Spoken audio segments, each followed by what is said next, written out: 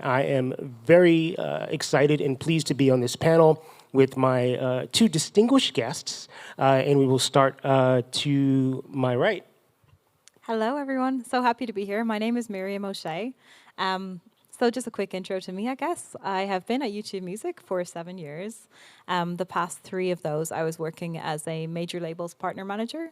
So I spent a lot of time in my career of late working on major campaigns and activations for some of the biggest artists in the world, like Ed Sheeran, Cardi B, Bruno Mars. Previously to that, I worked in the AI and startup space, and also for a record label in Iceland. So yeah, that's kind of a snippet. I'm half Irish and half Moroccan, which I'm proud of because I've never met anyone who has that mix of race before. And yeah, just happy to be here, and I'll pass it back over to, I guess, Dre. What up, everybody? My name is Dre. I am head of artist discovery at the Digilogue. The Digilogue is a global music and tech community. We support industry professionals and artists alike, so definitely follow us for sure. I actually started previous to that. I started in the music industry as a artist manager. Got into the whole label system, and then it let me into marketing. So yeah. Well, thank you both for taking part in this discussion. Those of you who are on the app, there will be a Q&A portion towards the end, so submit your questions through the app. Looking forward to some interesting questions coming from the audience. So let's start with the idea of music discovery and what music discovery even is. I am an old. I have been in the industry for a long time, and when I was coming up, music discovery really was, you heard a song on the radio, you saw a video on MTV, you went to the store, you bought it. That was how you discovered an artist. That has changed quite a bit in the years since, and it seems to be evolving every couple of years. What does discovery for either of you, or each of you, both of you, entail? Yeah, today we obviously see or hear a lot of music, and we're discovering music through social media, through short form content for sure, even through playlisting. So there's a lot of access today versus what it was in the past. Back in the day, it was obviously whatever was put in front of us. Now it's more of an on-demand situation. So that's currently where we are with music discovery, and how we're also discovering music on the artist discovery side as well. Yeah, absolutely. I second that. I think that people still are discovering music through live shows, but a lot less so than previously. But I do still think that there's a place for live music festivals, but definitely primarily we're discovering music through playlisting and short form content. That's really how things have evolved. And one thing that's really interesting about the landscape, the way it is now, is that not only are there so many different ways to discover music, but there's so many more people making music. All of the gatekeepers that existed years ago don't exist anymore. Well, to a large extent, don't exist anymore. I wouldn't say totally don't exist anymore, but you know what I'm getting at. How is it possible for something to cut through the noise? Like, there's just stuff coming from all angles, and it's not even from just a music perspective, right? Like, there are so many challenges for your, entertainment time. How does a musician or a piece of music or an artist, how do they cut through the noise of everything else that's going on? Yeah, I can kick this off. It's authenticity, isn't it? That's what it really comes down to. There's so much noise on the internet. I don't know the exact stats top of mind, but it's staggering the amount of music that gets uploaded to the DSPs every second. And I think that the way that people are standing out is staying true and authentic, because the thing is, how many of us, I'm going to ask for a raise of hands, but no one's going to raise their hand because no one's going to admit it. But how many of us spend more than an hour scrolling on their phones every day? Yes, people are honest. I love it. We appreciate the honesty.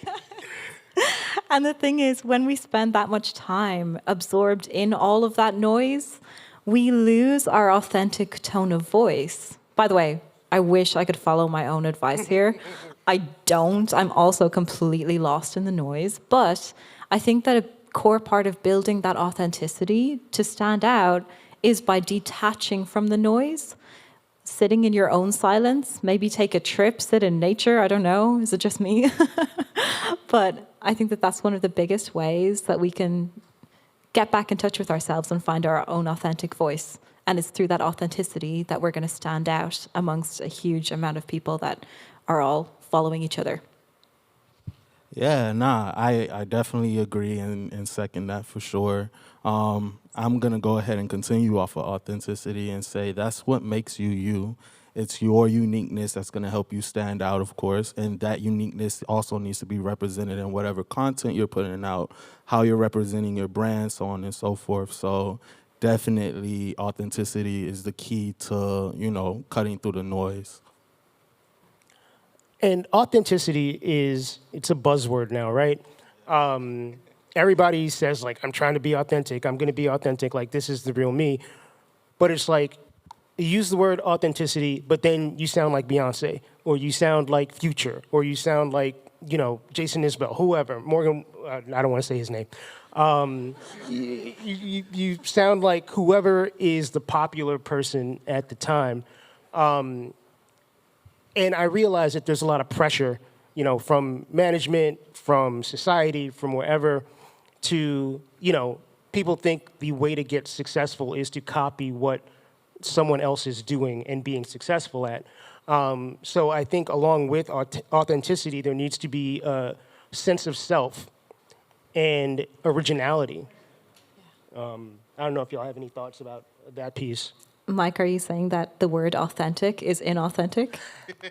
I think the way that the word authentic I'm is just kidding. used sometimes is inauthentic. Yeah, I absolutely agree. I think you can also couple authenticity with purpose. Like whatever your purpose is, if you have that messaging for sure, you can definitely represent or use that to guide whatever your authentic message is. So I'm gonna stop using the word authentic because I've been saying it this whole time. But yeah, I can give an example. Like you'll find a lot of artists that are giving you the behind the scenes of what it is their process is for creating songs, or when we were growing up, we were watching making the videos. You know what I'm saying? And I'm saying that totally wrong, but Well, there was making a video on MTV. yeah, making the videos on MTV. Okay, I said it No, right. you got it. I got it. You good. But yeah, so just being able to like dive in or have your fans or supporters dive in to the back end of how you're building up everything is super important. And, giving your backstory, I mean, a lot of us can relate to someone that's telling you, hey, this is why I make the music that I make. It can be from a breakup. It can be from your upbringing. It can be from all these different things. So that's what I mean when I say authenticity and how it relates to originality. I'm going to ask a question I already know the answer to, I think. Is it possible for an artist, a musician, to become successful without engaging socially? These days, brand new artists, 2024. Absolutely not. And I can say social media has opened up a lot of doors for you guys to, reach the wider world. And a lot of times on the back end, looking at data, you'll see that, you have some global reach. You may find some streams that's happening in France or Japan or Brazil, and you would look at that to kind of figure out, okay, maybe there's something that I can do to, grow that fan base that's there. Switching gears a little bit, I work for a distribution company, and a lot of people ask, A, what a distribution company is, and B, in a world where there's not the big 6 or big 4 labels anymore, and artists can self-distribute, how important is distribution in this sort of new world we're in? And I don't know if either of you had thoughts on the concept of distribution and what that means nowadays and how important it is. You want to take it or? I can go. Okay. I think, and Mike, you are definitely the expert in this space. In my opinion, distribution has taken a place in the artist journey that has become more important than ever before. Independent artists are shying away from signing major record label deals. And in absence of that, the only thing that they really do have to figure out is their distribution. So I'm seeing a lot of companies pop up that focus on independent artist distribution, and they're doing incredible things. A lot of them are taking the place of labels. They're providing artist services. They're providing marketing. They're doing amazing stuff. And a lot of these companies are boutique and small, so they really are on the lookout for talented people to bring into their priority lists. So I think that distribution is just so important, and it's playing a bigger role now for independent artists than it ever has before. And I think that doing your research and getting in early with a distribution company that is focusing on really honing talent and developing it, of which there are a few right now, I think that that's an amazing move to make. Yeah, I agree. Yeah, distribution is definitely super important, and there is definitely a high level of support there for sure, especially in the independent market. I think that's where distribution really has its impact, because we've been able to see a lot of independent artists really take it up to the next level, be it La Russell or doing his thing, and tapping into like physical distribution with Even. That's been a huge push. Nipsey Hussle, same thing. So those, distribution definitely has a hold on the industry right now, and is definitely competing with labels, especially considering the current, the current situation. Right. This is related. When someone decides, I want to be an artist, I want to make music, I want to be whatever level of famous or successful makes sense to me. No person does that alone. Like, you can't be one human in a room making music and then be like, I'm going to feed it to the world and then I'm going to be successful. Yeah, like that doesn't work. You need to have a team. How does that begin on the ground floor? Like, what are the essential components that a new person coming out making music needs to have to just like get started? I can kick this off if you like.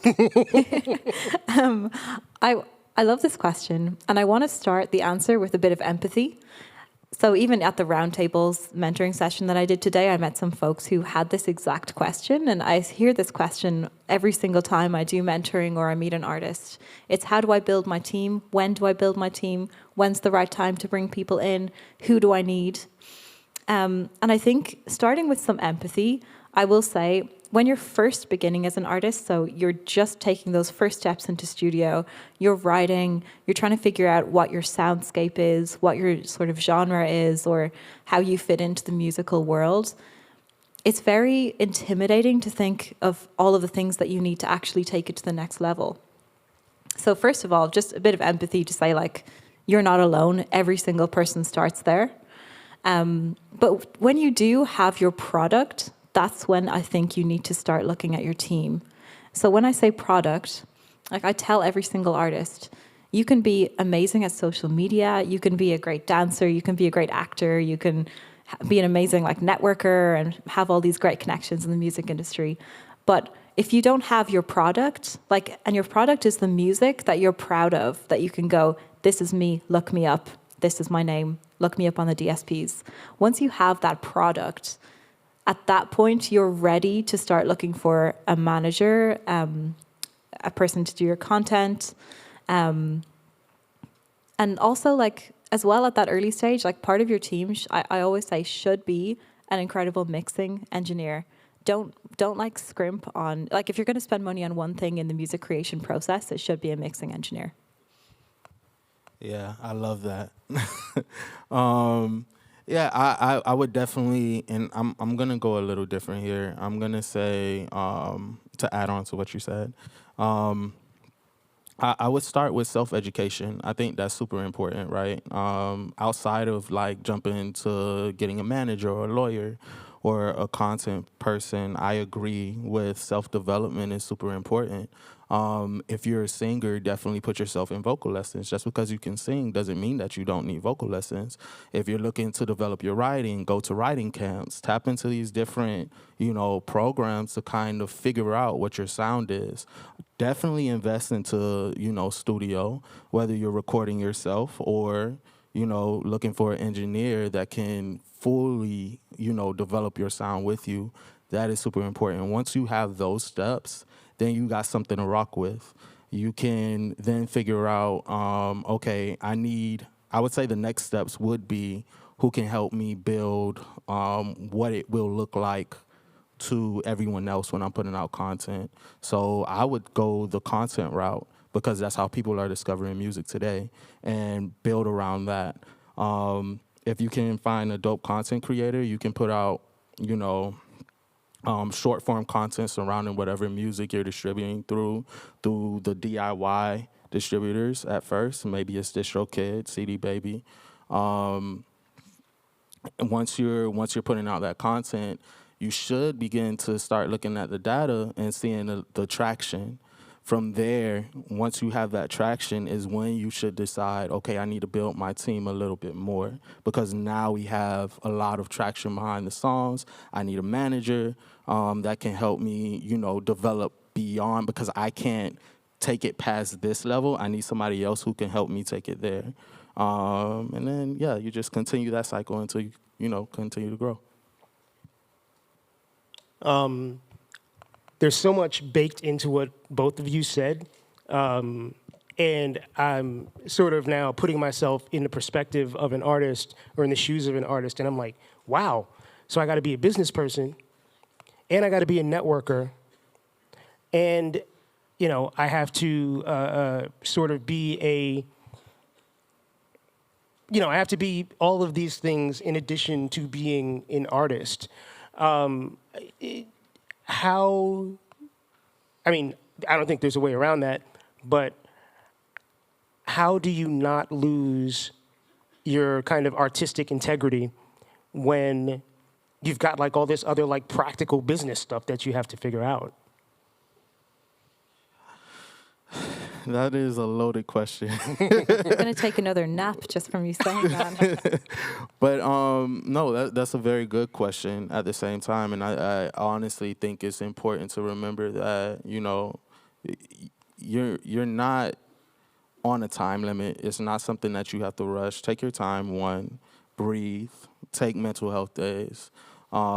Definitely, focus on taking it one step at a time. You're not going to be able to hold every load. Like I said, I gave you step-by-step ways, and this is not, one way to do it. You can find your own way that works best for you. It's no one cookie-cutter way, but take things a step at a time, write your goals out, and tackle those goals one by one.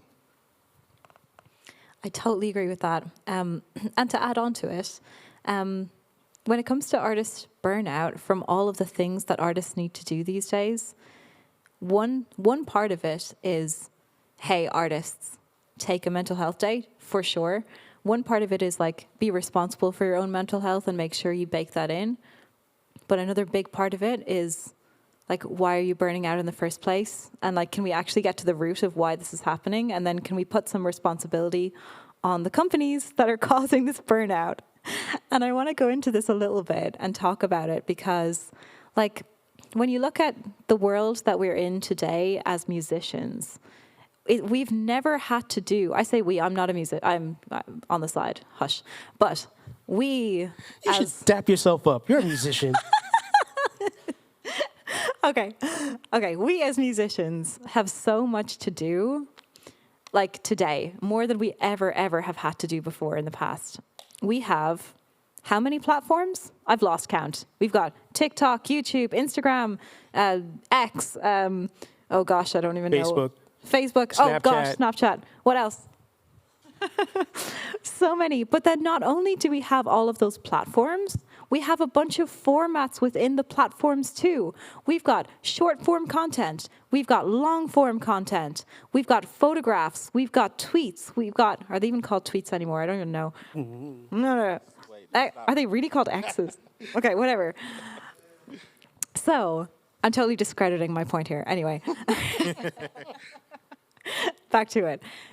So in this world where we have to do all of this, artists are burning out because I'll tell you why artists are burning out. It's an ecosystem, right? The product, there's three stakeholders in this ecosystem. There's the company that makes the products. There's the users, as in the audience who consume what's on the product. And then there's the artists and creators that create what's on the product, right? So let's say YouTube. We have a bunch of videos on there that content creators create. But historically, the artists and creators have always come last. They're always the last people. Like, they're always the ones that are exploited in any way that companies possibly can. And so I think that a big onus is also on the companies that are creating the product to make sure that that delicate ecosystem is working in balance and harmony, because the artists and creators are just as important as the other two stakeholders in that ecosystem, being the user and the business. Without the user, there's no one consuming. Without the business, the tool doesn't exist. But without the artist and creator, the tool doesn't exist either because there's nothing on there. So I do think that when it comes to artist burnout, the artist should absolutely be empowered to take these mental health days and to take care of themselves. But I also think that the platforms that are responsible for creating this ecosystem should play their part in making sure that the artists are both paid fairly and treated well and supported. That's really a great point. Yeah.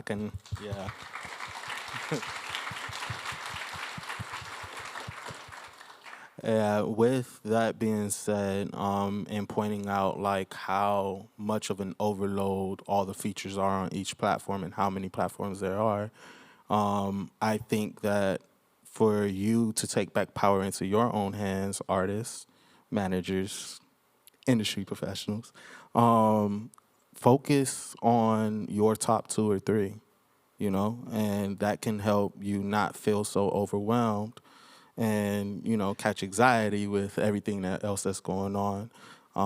Focus on your top 2 or 3. As the mental health guy, I am a life coach, and I'm going to plug myself right now, host and produce a podcast about men's mental health. So it's in the bio. Check that out.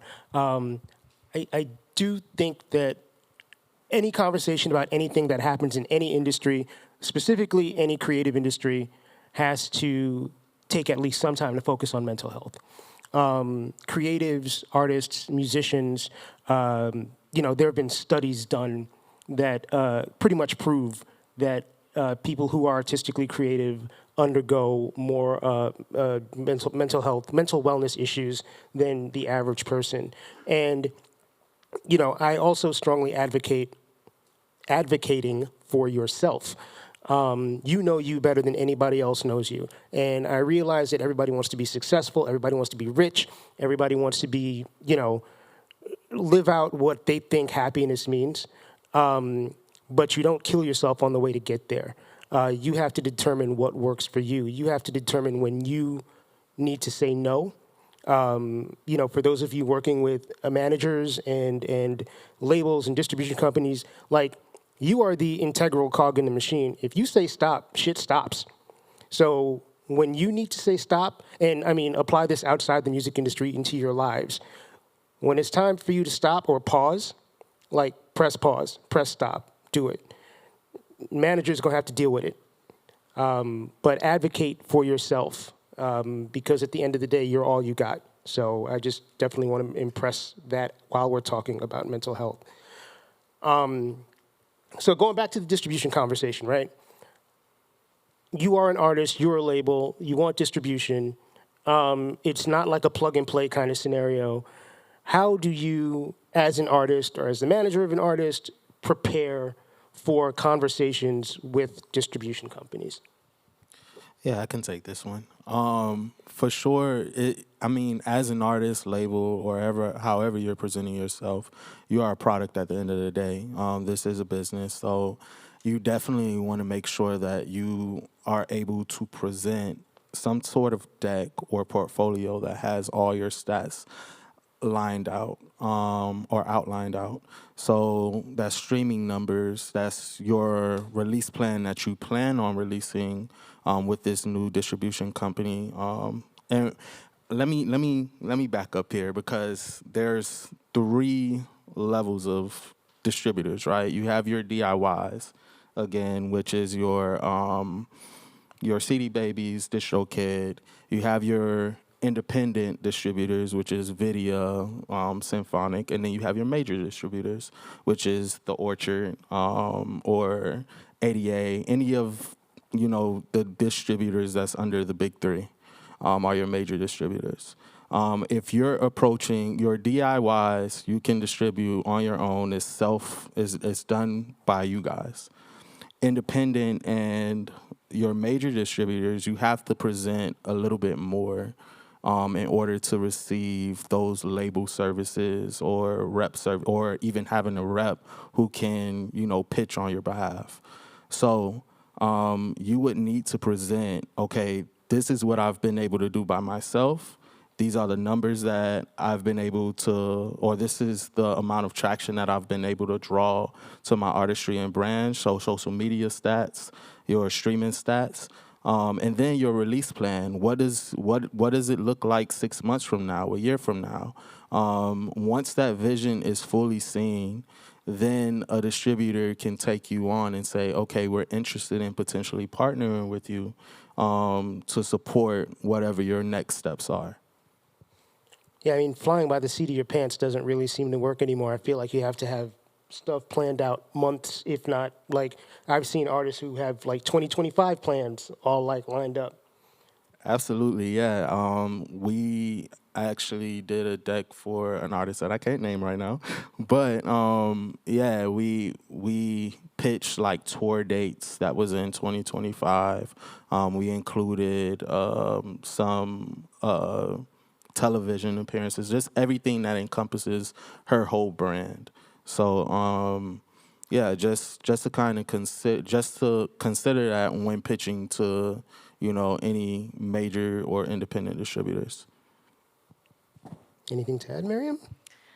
I think you got it all. I would just add the pitch deck. I've seen some that are way too comprehensive. So yeah, I would just be careful with that. And also, I've seen some that are way too fancy, like way too many moving images, like too much user experience design. Like we don't need that. Just like show us the details in as little space. It's kind of like a CV, honestly. Show it, make it nice, make it pretty, sure, because you want to get the brand across, but just don't make it too, like it doesn't need to be 20 slides long with a bunch of space in between. I agree with that. It's kind of like writing a resume almost. Like, make sure it lists everything pertinent that needs to be, but don't go overdo it on the bells and whistles. Got it. People are busy. Yeah, that's true. We talked a little bit about like education, right? Like on an artist level, even a manager level, just kind of arming yourself with knowledge, which I think is important because we've had dozens of years of history of artists getting ripped off by managers / labels / whatever, just because they didn't have the knowledge to put the right people in the right places. We also live in a world where resources are more abundant than ever. I'm old enough to remember a time before the internet when you couldn't just like Google stuff. How important is it to be able to look for, or what are some, I'm going to rephrase the question, what are some resources that folks can use to foster education to foster networking, to foster community, all of these things that are so important in growing as an artist? Like, what are some easily accessible, sort of low bar in terms of expense resources that can be used? I have two. I have two contributions, and it's not comprehensive, so I'm gonna let you jump in after. But I also remember the time before the internet where if you wanted to find out about the music industry, you had to go to the local library and hope they had a book about it somewhere. So I've been there and done that. The reason I bring that up is because I do believe that today books are extremely valuable still. If you can find a really good book, it's going to save you time scouring the internet for random articles, because at the end of the day, SEO, like, people are just trying to get to the top of Google search results. So you have many, many, many articles which have a lot of fluff. And if you can find a good book that summarizes it in a way that's actually just like super factual, then that's really good.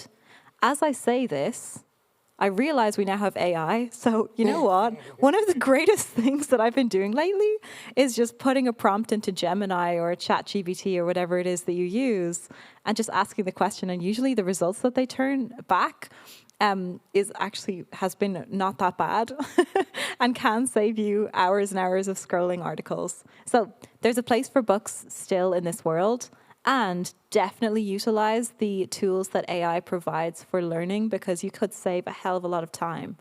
The second point I wanted to bring up is education is a lifelong thing that we should never, ever stop doing. We should never stop learning. We should never stop growing, and we should never stop reimagining and reiterating our own lives. Because every one of us in this room has an incredible privilege that most people in the world do not have. And that privilege is the ability to reevaluate our lives and keep evolving. Most people in the world are too busy just trying to survive.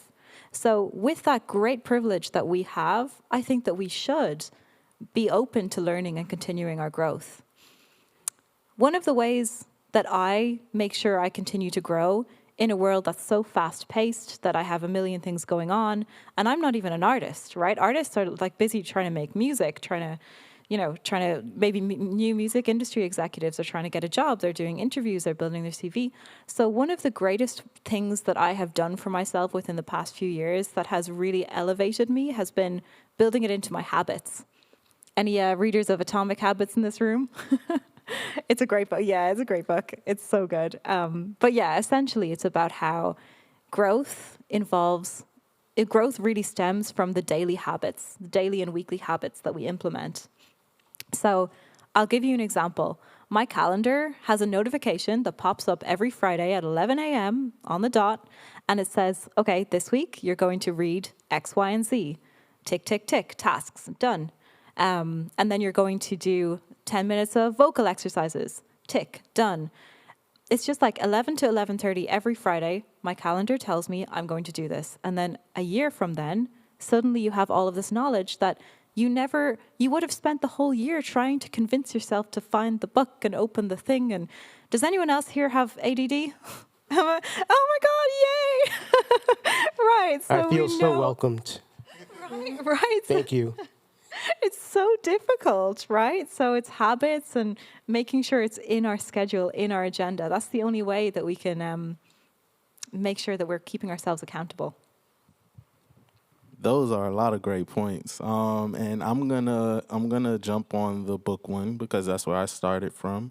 Not trying to show my age here, not that I'm that old, but on books, I'm gonna give you the Music Industry Bible. It's called All You Need to Know About the Music Business by Donald S. Passman. If you haven't read it, if you haven't heard of it, definitely check it out. It has everything you need to know. He's constantly giving or putting out different editions to apply to what's happening in the music industry as it builds and grows. Any laws that changes, it's incorporated into that book. So definitely check them out. But outside of books, you guys are already tapping into some of your resources. I mean, we're here at the Ohio Music Industry Summit. I mean, y'all give yourself a round of applause for that. There's a lot of educational opportunities here. Also, for the organization that I work with, the Digilogue, we have a lot of educational resources as well. We're constantly putting on panels, different workshops, deep dives, and it spreads out from, entry-level artists or industry professionals to top level. So there's so many different resources like the Digilogue, like Ohio Music Industry Summit, that's, giving you everything that you need and telling you, hey, there's more resources out here, So definitely continue to do what you're doing. You're already taking the first step into, jump starting your career or taking your career to the next level wherever you are. I'd love to jump on that and just say, I cannot plug the Digilogue enough. It is genuinely one of my probably my favorite resource for musicians in America. Seriously, the events that you all run are ingenious. If you have an opportunity to go to their summit, I think it's happening in LA this year. I'm going to help you promote this because I'm genuinely the biggest fan of the Digilogue. Great people, excellent resources, fantastic team behind it. And honestly, if you're starting out in the music industry, there is no better resource in America, in my opinion. Oh, that's love. I'm about to tear up. Oh, look at that. We're having a moment right now. Thank you. I will third my support of the Digilogue. It's networking is so important. And I don't mean networking in super obviously transactional way. In my brain, I'm thinking of in the old days where someone would be like, oh, you work in the music industry?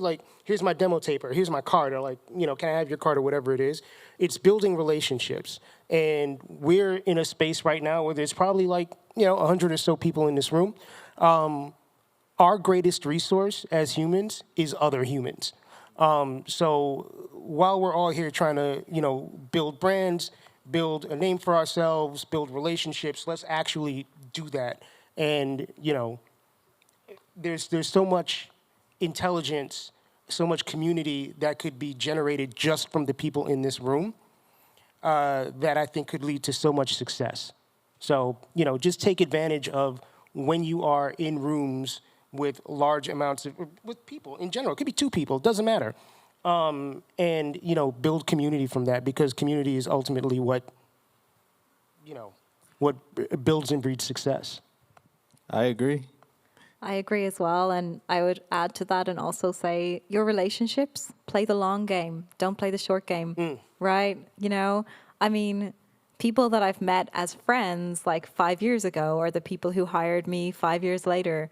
And this is how it happens, right? So be helpful, be kind, be generous, and just be authentic. There's that word again. I'll add to that and say that, I've been really fortunate in the last 31 years. I've only worked for 4 different companies.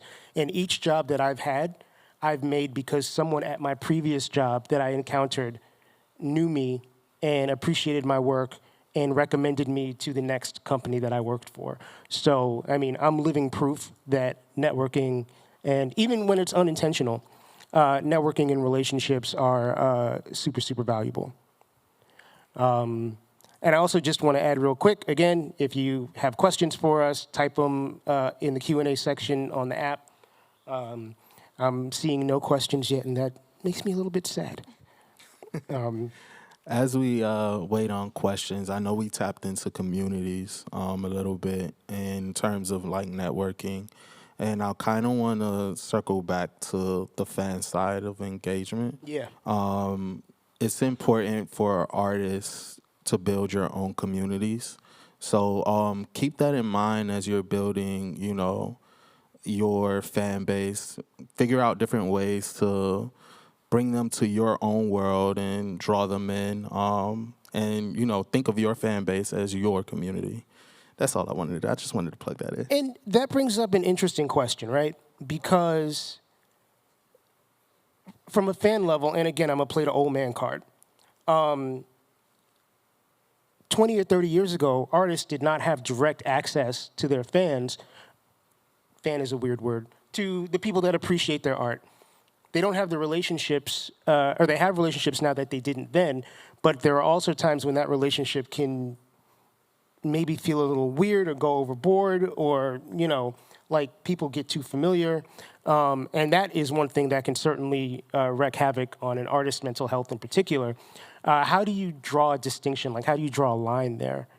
I don't know if anybody has any theories or best practices to how to sort of have a good relationship with social media and have a good relationship with their appreciators without things getting like weird. I'm just thinking about Billie Eilish adding everyone to her close friends list. Yeah, yeah. Maybe that's a don't do good one. that. Yeah, that's not a good idea. Nah, that's definitely a good one. I think with Billie Eilish, and that's a great example. What she did was she created a fan experience for them to kind of dive into, to make them feel closer to her. So now she has, what was it, 10 million extra followers? I mean, that's huge, and that also shows that no matter what level you are, any new innovative, things that you can do for your fans is always going to take you up. So definitely like incorporating whatever fan experience is, or really making your fans feel like they're close to you, not getting too close, but definitely giving them something that they feel like they can connect to you on a more deeper level, for sure. Yeah, I agree with that.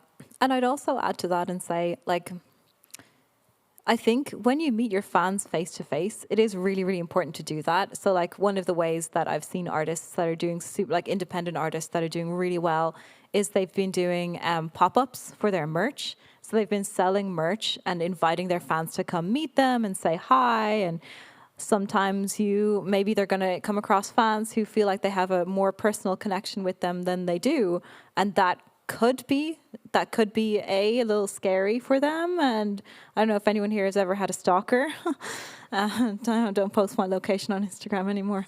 But yeah, it can cross the line and be a little scary for them. But I think as well as that, like, I think that the artist is also in some way responsible for just making sure that they're maintaining a professional boundary, which can be really tough to do. And I'm not trying to put more on the artist, but I do think that there could be like maybe a training that they can undergo or something that they can do to make sure that when they meet their audience, they are being friendly and kind, but they also have a professional boundary, a wall up. Yeah. Sorry, I just got one more thing to say. But yeah, on top of that, I know we talked a little bit about fan experiences at a top level, right? I think even at a entry level, it's important to incorporate, and some of those ideals can be something as simple as a listening party for fans, or like inviting fans into a Zoom to have them ask you do an AMA session. So you can think of these like different, opportunities to create, a specific world for your fans to jump into, that isn't, top level. But yeah, the Billie Eilish one is a cool one too, the close friends. Definitely. One more thing to add to that. I've seen some artists that are up and coming and that are doing well, but they're not super, super well known yet. And they will build these fan experiences, and then maybe like only 20 people show up. If that happens, I would say don't worry too much. Everything like this is a learning experience. Hopefully you didn't lose too much money on creating that experience. But yeah, I would say just give yourself some grace. And if that happens, then it's okay too. We learn and we move on. And every single artist, whether they're super successful or not, they'll all hit some slumps. So, yeah. Yes, we love us some grace. Yeah, I mean, yeah, that's an important rule for life, not just, these specific situations. I think it's important to define what success means relative to you, as opposed to just like what the word success means on like a global scale. I mean, I don't think every musician out there necessarily wants to be Billie Eilish or Taylor Swift or, whatever. Like, it might be cool to have the money, but, I don't know that is the aspiration for every artist out there. Do you think that it is important for, an important step in an artist sort of building out what their plan is to like measure the level of success that, measure the level at which they think they'd be successful, what the level that they'd be comfortable with? I think it is important. I just think it could also be very, very difficult for artists to do that for themselves. Because how do you really set, I mean, I'm just putting myself in the mind of an artist now, and you've created this music and you think it's the most amazing thing ever. So how do you put a cap on that as an artist? I think one way that you could try to get outside of your own head and get some more perspective would be through talking to your artist manager or a trusted advisor or someone that works with you on a professional level on your team. Yeah, I agree with that as well. I do think it's important for you to know exactly what you want yourself. So if you just want to be a touring artist, that's what you set your goals up for to lead to that. If you want to be a major, major streaming artist, and on the top 40, then you set your goals up for that. But it's all dependent on what you want. Like I said, the music industry isn't, one cookie cutter answer away. You devise your plans, you build your own bridge, you build your own dreams. And that's what you should kind of focus on. Yeah. Collecting thoughts. I really appreciate what you said. The music industry is certainly not cookie cutter. And I really appreciate what you said about, talking about your plans with your team. I think a therapist is a really good part of that equation. Everybody should be in therapy if they can afford it. So it's also good to have like an impartial, like third party that you can talk to about, your plans, your hopes, your dreams, whatever, your aspirations. And, you're never gonna, we're evolving people. The thing that you want today might not be the thing that you want 2 weeks from now. But it's important for you to at least recognize what you want at the moment, and with the understanding that it can and will change. We do have a Q&A question. I'm excited. Thank you, Jeremy, for submitting the question. Good afternoon. Appreciate the presentation. Question, what are 3 defining qualities of being a professional? Can we get one quality from each speaker, please?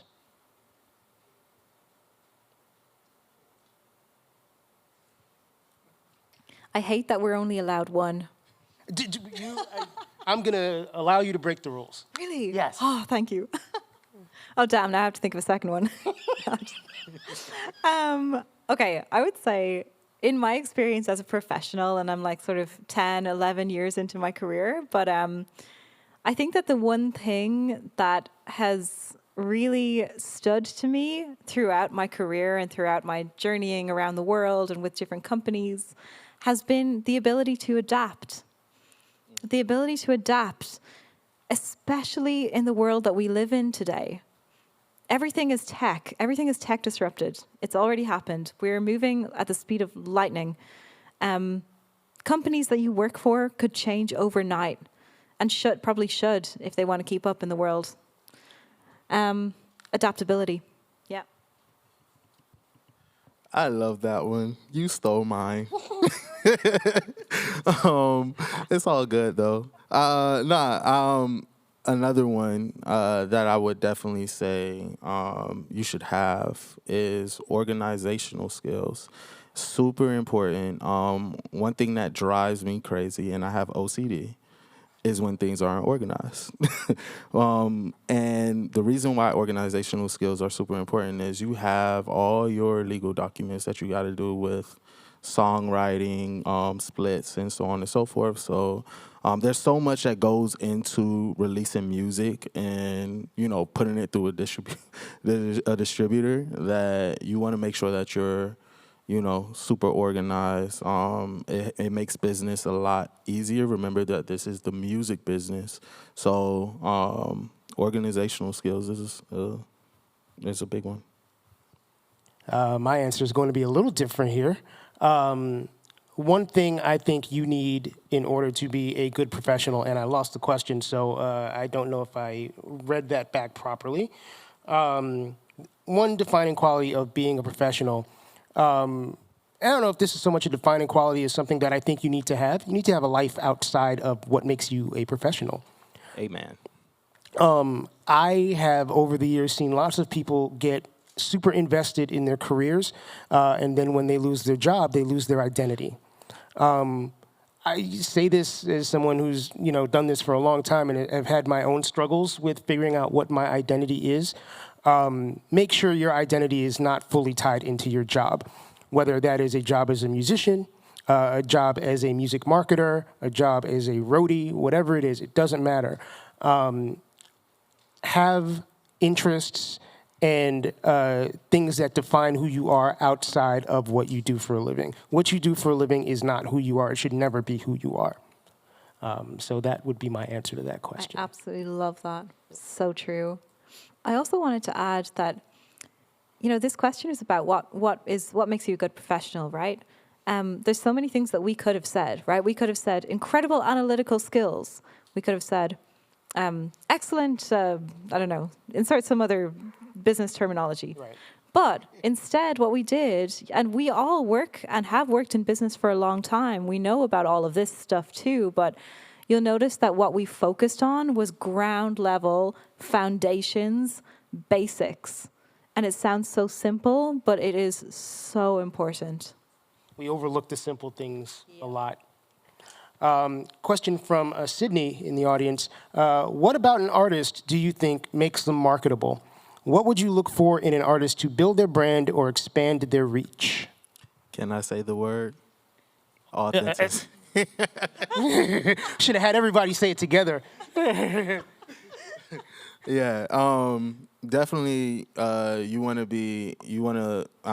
makes an artist marketable is their uniqueness, and that's also what's used to set them apart from all the noise.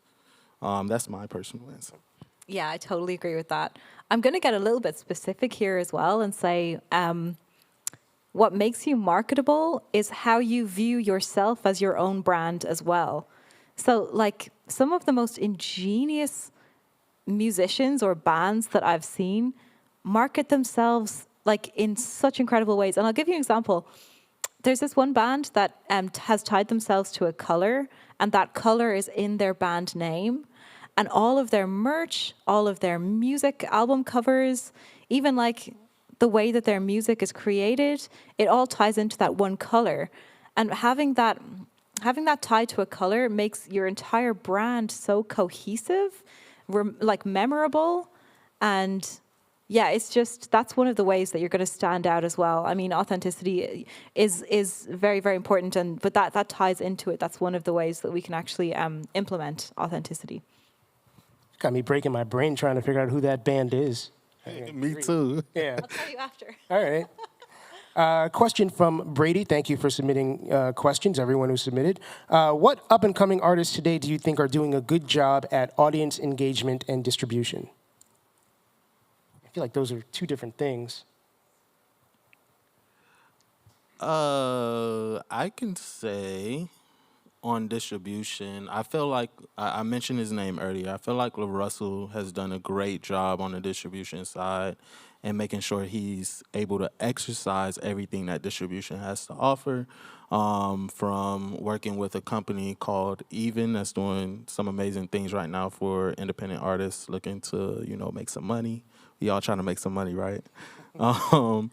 And even on the digital distribution side, he has worked with some amazing partners. At one point, and I'm going to do a little plug here because I used to work with my people, NPR Global, who was doing some major things with LaRussell at a point. And, he used a lot of the resources, and it was a great partnership for him to take his music and career up to the next level.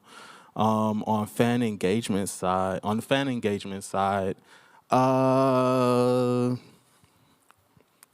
that's a good one. Huh? It's got to be one, at least. Yeah, no, there's a lot. Okay. But I guess I'm going to go back to Billy. I mean, I'm gonna hit y'all with the close friends again. But yeah, I think yeah. I'm gonna say Twee, so Thuey. Oh yeah, Yeah, she's doing amazing. Yeah, she's doing an amazing job. I mean, she's always been so from the DSP side. She's so easy to work with. If if the DSPs say, "Hey, we can do this for you, but we need you to post on Shorts 3 times a week," like she'll always do it. Like she's so easy. So like having that business mindset, and she's very, very intelligent as well. So like she's so easy to work with. And then also she was distributing through Venice, and she just signed with the Orchard, right? Yeah. So yeah, yeah, she just signed with the Orchard. So yeah, I'd say check out Twee and look at the movements that she's been doing.